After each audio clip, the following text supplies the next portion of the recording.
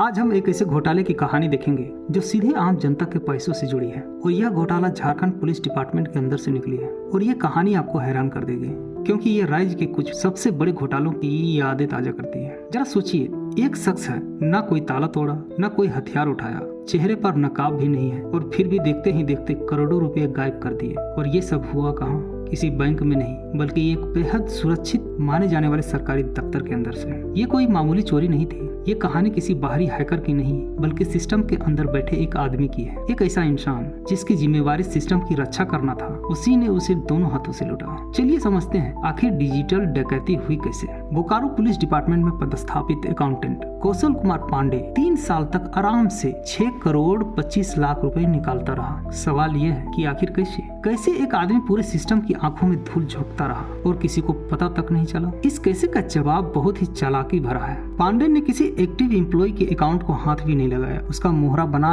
एक रिटायर्ड हवलदार का प्रोफाइल। उसने बस सिस्टम में जाकर उस रिटायर्ड कर्मचारी की जन्मतिथि और बैंक अकाउंट की डिटेल बदलकर अपनी पत्नी का बैंक डिटेल डाल दिया। बस इतना सा काम। अब यहाँ पर सिस्टम की बहुत बड़ी कमजोरी सामने आती है। देखिए, हर फाइनेंशियल सिस्टम चाहे बैंक हो या सरकारी दफ्तर, एक बुनियादी सिक्योरिटी पर चलता है। एक ऐसा नियम जो धोखाधड़ी रोकने के लिए ही बनाया गया है, लेकिन इस केस में उसी नियम की धज्जियां उड़ा दी गई। चलिए देखते हैं कैसे। इस नियम को कहते हैं मेकर चेकर प्रोटोकॉल। मतलब बिल्कुल सीधा सा है। जो इंसान डाटा में कोई बदलाव करता है, यानी मेकर, वो खुद उसको अप्रूव नहीं कर सकता। अप्रूवल के लिए एक दूसरे सीनियर ऑफिसर यानी चेकर की जरूरत होती है। एक तरीके से 2 चाबियों वाला सिस्टम। तो फिर सवाल वही है, पांडे ने इस डबल लॉक सिस्टम को कैसे तोड़ दिया? क्या कोई सीनियर ऑफिसर भी इस साजिश में शामिल था, या सिस्टम में ये चेकर वाला लॉक था ही नहीं? और यहीं पर इस कहानी का सबसे बड़ा ट्विस्ट है। सच्चाई ये है कि मेकर चेकर का नियम एक्टिव एम्प्लॉइज पर तो बहुत सख्ती से लागू होता है, लेकिन जैसे ही कोई रिटायर होता है, उसकी फाइल एक डोरमेट फाइल बन जाती है। मतलब एक ऐसी फाइल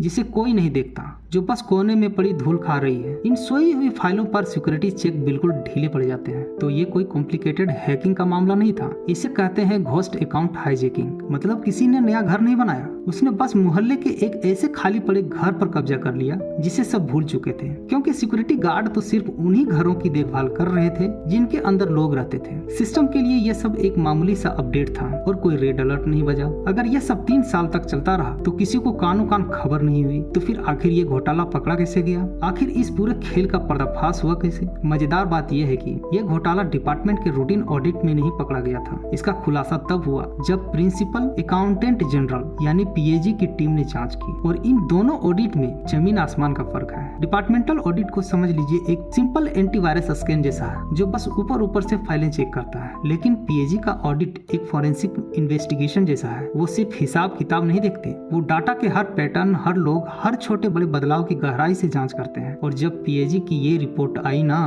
तो पुलिस डिपार्टमेंट में जैसे भूचाल आ गया। पता चला कि ये बीमारी सिर्फ बोकारो तक ही सीमित नहीं थी। इसका सबसे भयानक रूप तो हजारीबाग में देखने को मिला। हजारीबाग में शुरुआत में लगा कि ये घोटाला करीब 15.41 करोड़ का है, लेकिन जैसे जैसे जांच आगे बढ़ी, ये रकम बढ़कर 27 करोड़ तक पहुंच गई। ऐसा इसलिए होता है क्योंकि जब आप एक घोस्ट अकाउंट का धागा खींचते हैं तो पूरा का पूरा जाल सामने आ जाता है। हजारीबाग केस में जो गिरफ्तारियां हुई वो भी काफी अजीब हैं। 3 पुलिस वाले हैं, पंकज, शंभू और रजनीश। लेकिन असली ट्विस्ट तो तब आता है जब पता चलता है कि बाकी 2 आरोपी पंकज और शंभू की पत्नियां हैं। अब शायद लगे कि सरकारी पैसा चुरा के सीधे अपनी पत्नी के अकाउंट में डालना कितनी बड़ी बेवकूफी है, लेकिन ये उनकी मानसिकता दिखाता है। उन्हें लगा ही नहीं कि वो पकड़े जाएंगे। उनके लिए ये कोई क्राइम नहीं था, ये तो एक सेफ फैमिली बिजनेस जैसा था। उन्हें इतना भरोसा था सिस्टम की इस कमजोरी पर कि उन्होंने सोचा ही नहीं कि पैसा कहाँ जा रहा है, ये कोई चेक भी करेगा। इन खुलासों के बाद पुलिस हेडक्वार्टर्स ने जो रिएक्शन दिया वो उनके डर को साफ साफ दिखा रहा था। एक पैनिक जैसा माहौल था। सोचिए, पुलिस मुख्यालय ने सभी जिलों को सिर्फ 1 हफ्ते का टाइम दिया जांच रिपोर्ट सबमिट करने के लिए। 1 हफ्ता। सरकारी कामकाज में ये डेडलाइन सुनने में भी अजीब लगती है। इतनी जल्दी। ये एक ही चीज की तरफ इशारा करती है, कंटेंजियन का डर। मतलब लीडरशिप को डर था कि ये सिस्टम की कमजोरी,